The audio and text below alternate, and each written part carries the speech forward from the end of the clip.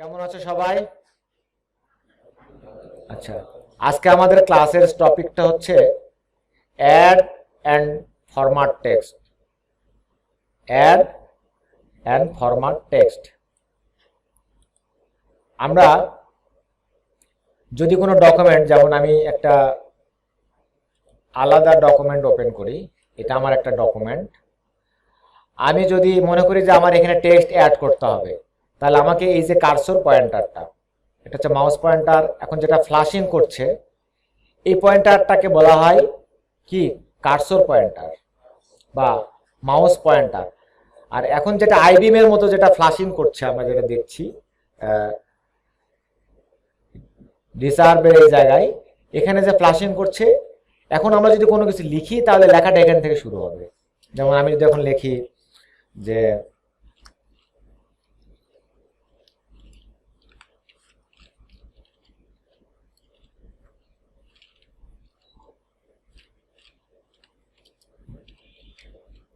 লিখলাম this one, আমি যদি এখানেই লিখতে চাই, এখানে টেক্সট অ্যাড করতে চাই, তাহলে এখানে আমি নিয়ে এসে এখানে আমি টেক্সট অ্যাড করতে পারি। এভাবে আমরা ডকুমেন্টে কোনো টেক্সটকে অ্যাড করতে পারি। তাহলে আমরা কি করলাম, যে আমরা যদি কোথাও কোনো টেক্সট অ্যাড করতে পারি, লেটস অ্যাড টেক্সট, তাহলে আমরা পয়েন্টারটা সেখানে নিয়ে যাচ্ছি, নিয়ে গিয়ে আমরা সেটা লিখতে পারছি। তাহলে place the cursor and start typing, আমি যেখানে টেক্সট অ্যাড করতে চাচ্ছি, place the cursor pointer and start typing. Okay, আচ্ছা, আমরা এখন এখানে যে কিবোর্ডে 4টে অ্যারো আছে, এই অ্যারোগুলো দিয়ে কিন্তু আমরা এই টেক্সটের মধ্যে আমরা এই কার্সর পয়েন্টটাকে মুভ করতে পারি উপরে নিচে অ্যারো দিয়ে। এরপরে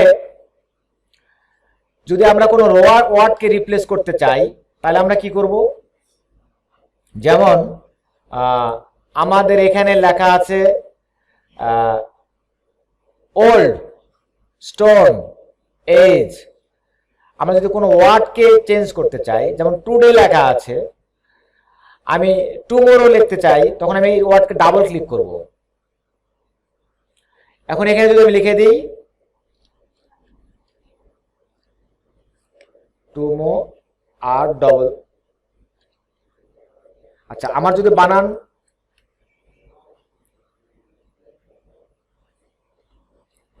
যদি ভুল হয়, রাইট বাটনে ক্লিক দিয়ে আমরা গ্রামারলি চেঞ্জ করে নিতে পারি, টুমোরো স্পেলিং। তাহলে আমার একটা টুমোরো হয়ে গেল। তাহলে কোনো শব্দকে যদি আমরা রিপ্লেস করতে চাই বা ওখানে লিখতে চাই, মানে এজ বানানটা ভুল আছে, আমি এখানে আবার ডাবল ক্লিক করে আমি লিখতে পারি এজ। তাহলে এইভাবে আমরা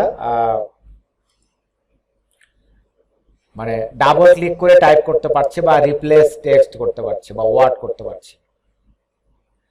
এখন যদি আমরা কোনো পুরো লাইনটাকে যদি আমরা চেঞ্জ করতে চাই কোনো কিছু, যেমন আমরা যদি বলি যে এটা আমার ডকুমেন্ট, আমি চাচ্ছি যে এটা একটা লাইন, আমি এই লাইনটা পুরোটা নিয়ে কাজ করতে চাই, তাহলে আমি এই লাইনের বাম পাশে মাউস পয়েন্টার দিয়ে ক্লিক দেবো, পুরো লাইনটা সিলেক্ট হয়ে যাবে। আমি যদি এখন এখান থেকে ফন্টের কালার চেঞ্জ করে দিয়ে বলি যেটা আমাদের রেড কালার হবে, রেড কালার হয়ে যাবে। তাহলে আমাদের মার্জিনের বাইরে এসে যখন অ্যারোটা হোয়াইট হয়ে যাবে, তখন ক্লিক করলে পুরো লাইনটা কিন্তু সিলেক্ট হবে। আমরা যদি বলি এটাকে আমরা আন্ডারলাইন করে দেবো, আন্ডারলাইন হয়ে যাবে। যদি বলি এটাকে আমরা সিলেক্ট করলাম, ইতালিক করে দেবো, ইতালিক হয়ে যাবে। বোল্ড করে দেবো, বোল্ড। আন্ডারলাইন করে দেবো, আন্ডারলাইন। আমরা এখানে তাহলে লাইনের লেফট সাইডে নিয়ে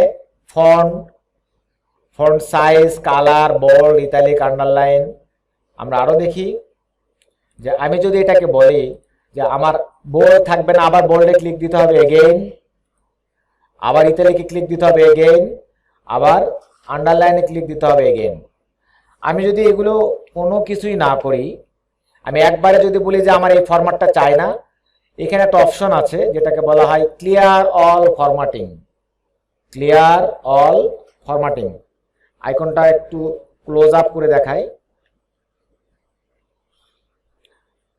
এটা কি দেখাচ্ছে, ক্লিয়ার অল ফরম্যাটিং। এখন আমি এটা সিলেক্ট করার পর আমি যদি এখানে ক্লিক দিই তাহলে আমার যত ফরম্যাট ছিল সবগুলো ক্লিয়ার হয়ে যাবে। ওকে, আচ্ছা, তাহলে আমার ক্লিয়ার অল ফরম্যাটিং আমি দেখলাম। আমি যদি বলি ফন্ট সাইজ বাড়াতে হবে, এখানে ক্লিক দিয়ে আমরা ফন্ট সাইজ বড় করতে পারি।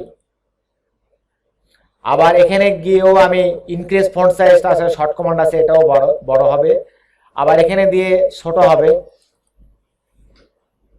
এভাবে আমরা ফন্ট সাইজ ছোট বড়, আবার এখান থেকে আমাদের যে সাইজ আছে সেটাও হবে। আমি যদি এখানে সরাসরি টেক্সটগুলোকে সিলেক্ট করে দিয়ে আমি সিলেক্ট করে দিলাম, এখানে ক্লিক দিলাম, দেওয়ার পরে আমি লিখে দিলাম এখানে 36 ইন্টার, তাহলে 36 সাইজ হবে। আমি যদি এখানে আবার লিখে দিই 14 ইন্টার, ক্লিয়ার।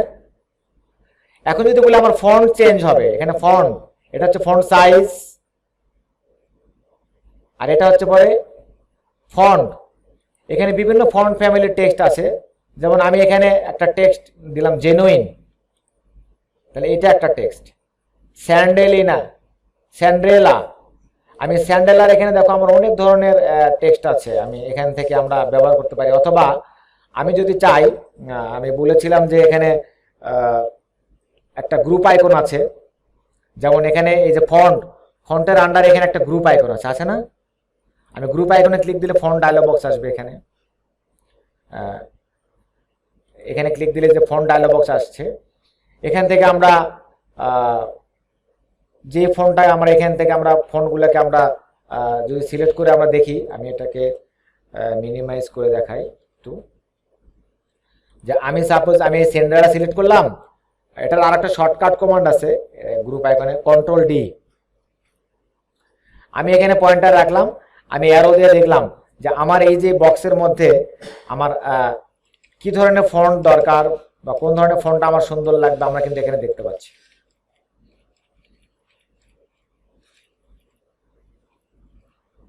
আমি এটাই দিলাম স্যান্ড্রেলা, এটাকে আর একটু সাইজ বড় করে দিলাম 25। তাহলে এইভাবে আমরা ফন্ট চেঞ্জ করতে পারি। এখন আমার আর একটা অপশন আছে যে ফরম্যাট পেইন্টার। আমার এই লেখার সাইজ বা এই লেখাটা আমার আছে এরকম, আমি চাচ্ছি না আমার এই লেখাটা এরকম আছে, আমার এই ফরম্যাটটা এখানেও হতে হবে। আমার এটার কালারটা গ্রিন এবং ফন্টটা এটা, আমি এই স্টাইলটা এই ফরম্যাট পেইন্টার দিয়ে আমি এই স্যান্ডেলিনা এটাকে করে দেব। অর্থাৎ আমি যদি কোথাও একটা ফরম্যাট করে ফেলি, সেই ফরম্যাটটা যদি আবার অন্য জায়গায় করতে হয় এগেইন, তাহলে আমাকে বারবার ওইভাবে একটা একটা করে করতে হবে না, জাস্ট আমরা এখানে ফরম্যাট পেইন্টার ব্যবহার করে সেটা করতে পারি। ক্লিয়ার? তাহলে আমরা ফন্ট কালার চেঞ্জ করতে পারলাম, তারপরে ফন্টের সাইজ ইনক্রিজ ডিক্রিজ করতে পারলাম, ফন্ট চেঞ্জ করতে পারলাম। আরও একটা বিষয় আছে যেটা হচ্ছে, যেমন আমি এখান থেকে এই ফন্ট চেঞ্জ করে অন্য একটা ফন্ট দিই, কপার ব্ল্যাক। আমরা যদি চাই এখানে একটা আরেকটা অপশন আছে আপার কেস লোয়ার কেস, আমি যদি চাই সবগুলোকে আপার কেস হয়ে যাবে, আমি যদি চাই সবগুলো লোয়ার কেস হয়ে যাবে, আমি যদি চাই সবগুলো সেন্টেন্স কেস হবে, অর্থাৎ আমি যদি চাই প্রত্যেকটা ক্যাপিটাল ইস ওয়ার্ড, প্রত্যেকটা ওয়ার্ডের শুরুতে অক্ষরগুলো হবে ক্যাপিটাল লেটার, তাহলে এটা কোথা থেকে হচ্ছে? Change case. ক্লিয়ার? তাহলে আমাদের এখন এখানে আমি যদি এগুলো সবগুলো ক্যাপিটাল লেটার করতে চাই তাহলে কিভাবে করতে পারি?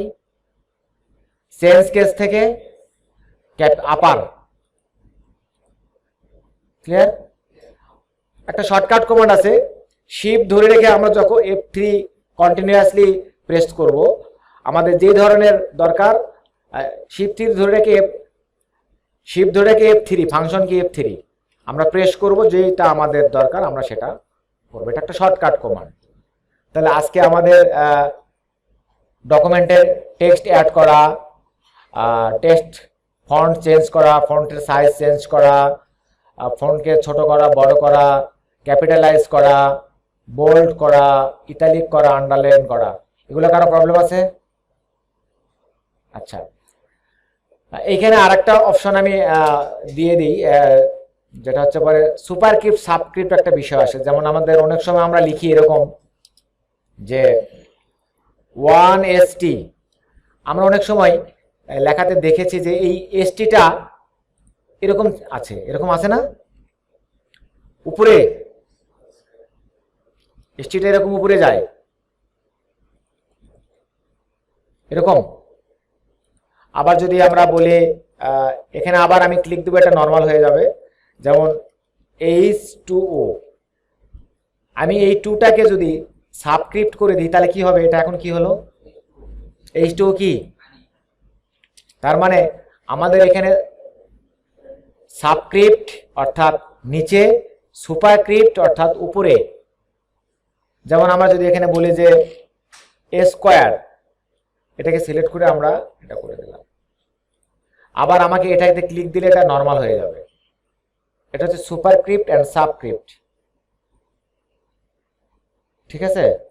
তাহলে আমাদের কোনো লেখাকে যদি আমরা সুপারস্ক্রিপ্ট সাবস্ক্রিপ্ট করতে চাই তাহলে এখানে আমাদের যে কমান্ড আছে, আবার এটাকে যদি আমরা নর্মাল করতে চাই আমরা আবার এখানে ওই সুপারস্ক্রিপ্টে ক্লিক দিব 2 টাইমস, তাহলে আবার নর্মাল হয়ে যাবে 2 টাইমস মাউস ক্লিক। তাহলে আজকে আমরা superscript, subscript, bold, italic, underline, font size increase, font size decrease, change case, তারপরে ক্লিয়ার ফরম্যাট। এখানে যা ফরম্যাট আছে আমি যদি এখানে সিলেক্ট করে দিই, আমার এখানে অন্য বেশ কয়েকটা ফরম্যাট আছে, আমি সব সিলেক্ট করে দিয়ে আমি কি বললাম? Clear format. আমরা যাই যে ফরম্যাটটা করে রেখেছি সবগুলো ক্লিয়ার হয়ে যাবে। খুব ইম্পর্টেন্ট একটা কমান্ড, ঠিক আছে? বোঝা গেছে সবার?